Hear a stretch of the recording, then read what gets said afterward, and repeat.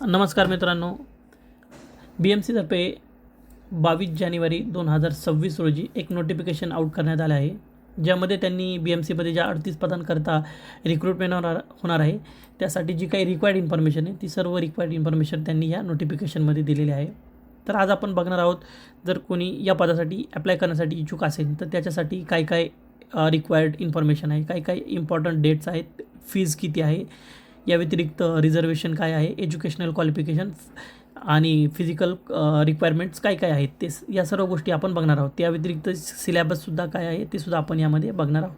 तर सर्वात महत्त्वाचं या ॲप्लिकेशनची डेट कधी सुरू होत आहे तर 28 जानेवारी 2026 रोजी ॲप्लिकेशनला सुरुवात होणार आहे आणि 18 फेब्रुवारी 2026पर्यंत तुम्ही अप्लाय करू शकता.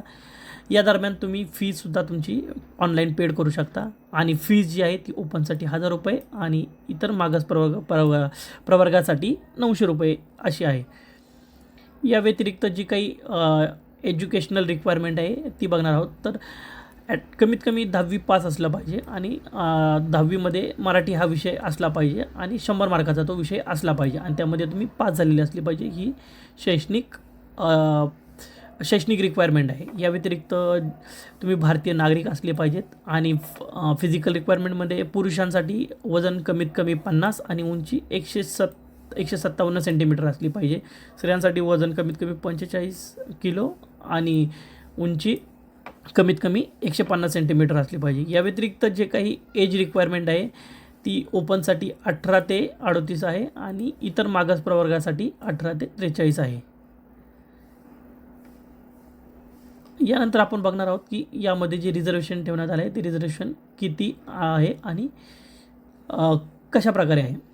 तर सर्वसाधारणपणे महिलांसाठी 30% आरक्षण ठेवण्यात आलं आहे. माजी सैनिकांसाठी 15%, प्रकल्पग्रस्तांसाठी 5%, भूकंपग्रस्तांसाठी 2% आणि खेळाडूंसाठी 5% ठेवण्यात आलं आहे.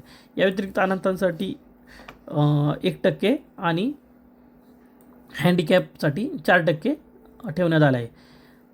तसं पाहिलं तर हँडिकॅपमध्ये जे आहेत त्यांच्यासाठी 2च पदे आहेत आणि जे काही अनाथ आहे अनाथांसाठी 1% दिलेला आहे, परंतु तिथं कुठल्याच प्रकारची वॅकन्सी नाही आहे. तर जे काही हँडिकॅप आहेत ते निश्चितपणे याच्यासाठी अप्लाय करू शकता.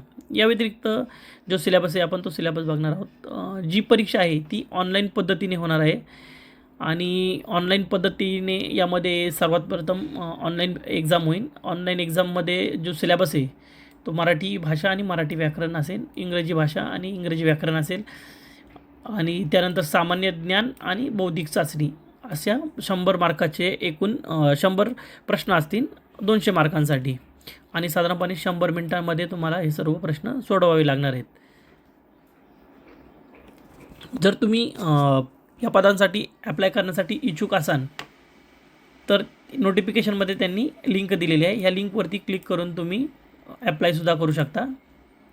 तुम्ही बघू शकता लिंक फाउंड होत नाही आहे कारण अजून ॲप्लिकेशनची सुरुवात झालेली नाही आहे. ज्यावेळेस ॲप्लिकेशनची सुरुवात होईल त्यावेळेस तुम्ही बघू शकता.